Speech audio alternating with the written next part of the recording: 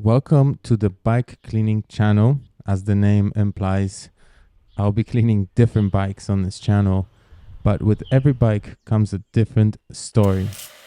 This particular bicycle is my first mountain bike, full suspension mountain bike. I had mountain bikes before, but a first enduro slash single trail mountain bike. I really wanted a trek bicycle for a very long time because I do enjoy the shape of the frame. I'm sorry to say this might be a little surprising to many. I believe every time you go down to the garage and look at your bicycle, you should be stoked to have it. And I really do like the way the Remedy looks like. I bought this bike middle of July 2020, in the middle of COVID, and I was very lucky. I bought it as a second owner. The first owner bought it from a bicycle store where the bike was a display bike, so it sat behind the glass, and the owner bought it just before the prices went up in 2019, and there was a big shortage of bicycles. I have the original invoice. The previous owner has done a really good deal with this bicycle because I literally paid 250 euros less than what he bought it for.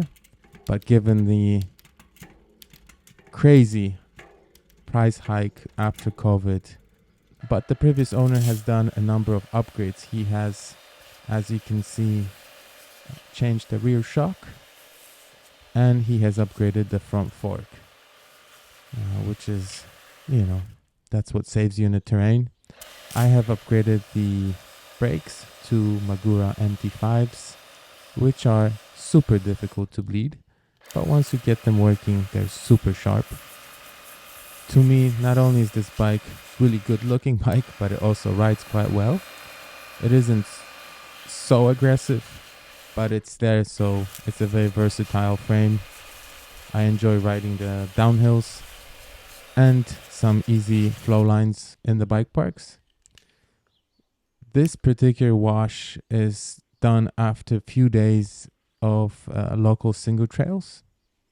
And you might be wondering, why do I have a bicycle tube stuck to my frame? Well, where I live, the bike parks are very small and they use old kind of ski lift systems, the big hook, and sometimes you have to hook it around your frame. And I wasn't aware of the fact before I started using the lifts that it really destroys your frame. And then I mounted this tire tube to protect the frame. I guess it did its job. There's few scratches, but nothing major. And as you'll be able to see very soon, the frame has seen better times, especially the chain stays, not only from the rocks, but from the chain itself.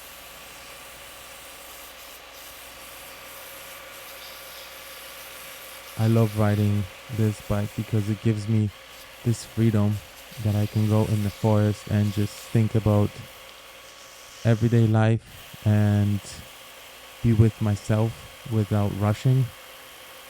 And in particular, mountain bike is something that is or could be dangerous, so you need a little more focus than riding a road bike.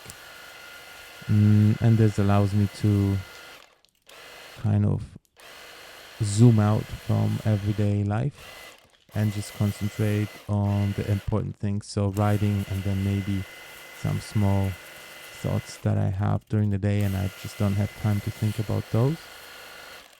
I added this chain guide as well, as the bike used to drop the chain in rooted terrain. It's a Mozart, a Polish company that makes this chain guide. Never ridden it with a different chain guide. I have no comparison. It does its job. It wasn't too expensive. It's not too big. It's there. You don't notice it. It works. So that's perfect. As you can see here, I use this not invasive chain cleaner. I have to try a chain wax as well very soon. I've read some good reviews about using chain wax. Not only does it lubricate the chain, but as well stops any dirt sticking to the chain, and then the lubricating intervals are much longer than with a regular chain lube, which is a win-win situation. Here I'm using a formula of my own for cleaning, but as you can see, I think I have to change the bottle because so much of the bike wash is getting wasted. And I think when these other companies make their... Oh, I found a scratch. I hope it's good.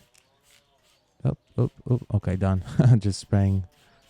They need to make a foam applier because look how much of the product is going to a waste. Yeah, since making the video and editing, I've already replaced the cap on the bottles, on the spray bottle, to generate more foam so I don't waste the product so much. Guys, let me know in the comments if you enjoyed this type of content. If it's working out for you or not. I have already recorded more videos with different bikes, and I'm doing all sorts: gravel, road bikes, mountain bikes, jump bikes, whatever there is. Every bike has a cool story. I guess every bike is like a little piece of your own wardrobe, let's say. There's always some good memories, bad memories connected to a particular bike. You can have 7 in the garage and there's always something special about each and every one of them. Doesn't necessarily come with the price tag. There's cheap bikes that you have great memories. There's expensive bikes that you want to replace as soon as you start riding them because they're not what you expected. So just let me know. Maybe send me some other comments what bikes I should find and talk to the owners. I believe the next video will be my friend's road bike, and it's a crazy cool story because he got introduced into road cycling from his roommate from university, and that happened during the COVID. And for 2 years straight, this guy rode only indoors for 2 years straight. Can you guys imagine this? Haven't been on a bike ride, nothing. Everything was Zwift and all these simulators and smart trainer. So once I get that video rolled out, uploaded, I'll tell you his full story. It's a BMC bike, very nice. Unfortunately for this video, I don't have all the shots of after washing. Unfortunately, I got a little impatient. It took me almost 3 hours to clean this bike opposed to half an hour, and I gave up on recording. I needed to finish. I had things to do, and that day I just didn't plan it well, but still so much fun doing this. I have other videos already recorded, so they'll be coming out. Let me know in the comments if you enjoy this type of stories. Ask me things. I'll try and answer them in the comment section below.